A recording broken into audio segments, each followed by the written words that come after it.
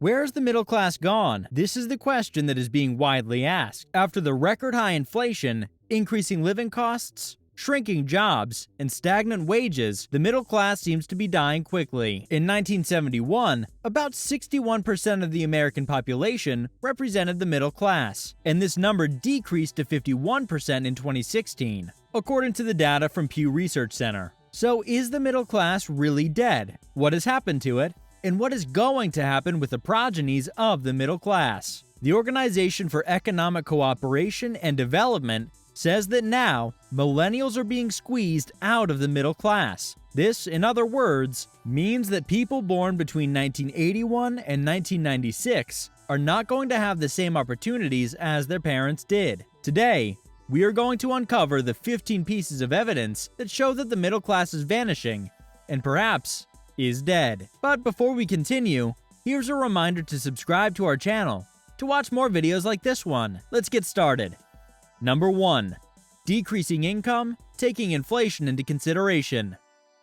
Even though it might seem that income earned by the middle class has increased in terms of numbers, what it can buy has decreased. Therefore, according to the Census Bureau, taking inflation into consideration, the middle class income has decreased. In 2000, the income was $57,724, while in 2014, it decreased to $53,657. Again, these figures have been generated after adjusting inflation to show what the middle class of the past earned as compared to the middle class of today. Number 2. Families' debts are increasing. Since the middle class is earning less and spending more on high-priced goods, an increase in their debt has been noticed. According to the Survey of Consumer Finance, the median debt has increased from $25,300 in 1989 to $70,700 in 2010. A family in 1989 had a debt level equal to 58% of its annual income, while in 2020, this level was 154%. Number 3. Cost of middle-class necessities have increased dramatically. Apart from the inflation, the middle class is suffering from another formidable threat: the increasing cost of goods and services that are necessary for the middle class. According to the Senate Committee on Health, Education, Labor, and Pension, the costs of basic necessities like gas have increased by 18%, rent and utilities by 41%, health expenditure by 50%, public college by 80%, median home by 97%, and private college by 113%. Number 4. Fewer households are earning middle-class income. Not only is the income stagnant, but also, fewer households are earning a middle-class income, proving that the middle class is vanishing. Alan Kruger at the Center for American Progress said that in 1970, 50.3% of the population was earning an income within 50% of the median income. This percentage continued to decline, reaching 42.2% in 2010, showing that now fewer families are making a middle-class income. Number 5. Sharp decrease in percentage over every generation. According to the data from the Organization of Economic Cooperation and Development, about 70% of people born between 1947 and 1964, called baby boomers, were in the middle class in their 30s and 40s. Comparing this data with people born between 1981 and 1996, about 60% of them are included in the middle class. This shows that with every generation, a sharp decrease in the middle class is rampant. Number 6. Lowering living standard. According to the Organization of Economic Cooperation and Development, there is a lacuna between the living standard of the earlier middle class and that of today's middle class. Since there is a huge gap between wages, the middle class of today cannot afford the same living standards. At the stagnant wage, and taking inflation into consideration, the middle class no longer stays so today. Number 7. Decreasing purchase of houses. The middle class of the past, in their 30s, could easily purchase their own home. However, this is not the case at present. According to Student Loan Hero, the prices of homes have increased by 39%, and according to a report by Smart Asset, the average home price outweighed the average income so much that it is going to take about a decade to save a 20% down payment. This suggests that the ones whose parents were middle class are not themselves in the middle class today. Number 8. Middle class used to have a lion's share in the national income. According to the U.S. Census Bureau, the middle class made 60% of the national income before 1970. However, this declined after 1970, reaching 45.7% in 2011, which shows that now, the national income coming into the middle class's lap is going to the upper class. Number 9. Fewer Americans consider themselves middle class.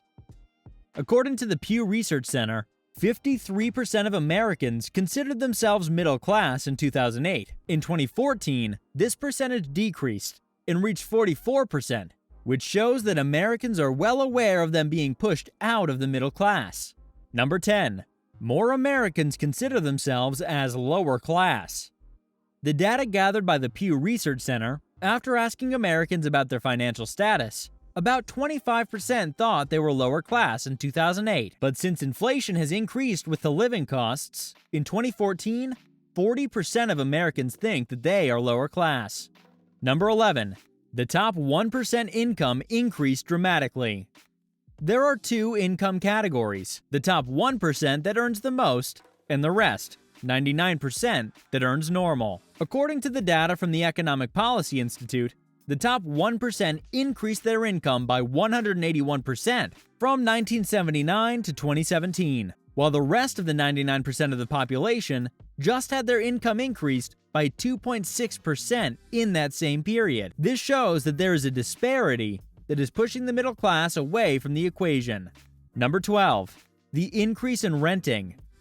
One of the substantial pieces of evidence that the middle class has less money in their pockets is the increase in renting trend.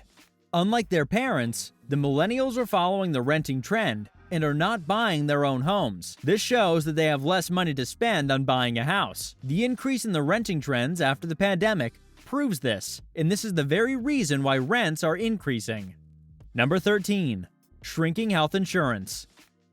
According to the census data, about 1/3 of the private workers under 30 have no health insurance whatsoever. This means that roughly 66% of the workers have health insurance and can get health coverage in their time of need, while the remaining 33% of the workers are susceptible to getting caught by diseases and left untreated. If any of them suffer from life-threatening disease, there are lesser chances that they will get medical attention. This will, inevitably, play a major role in pushing that person out of the middle class if he has to earn to pay medical bills.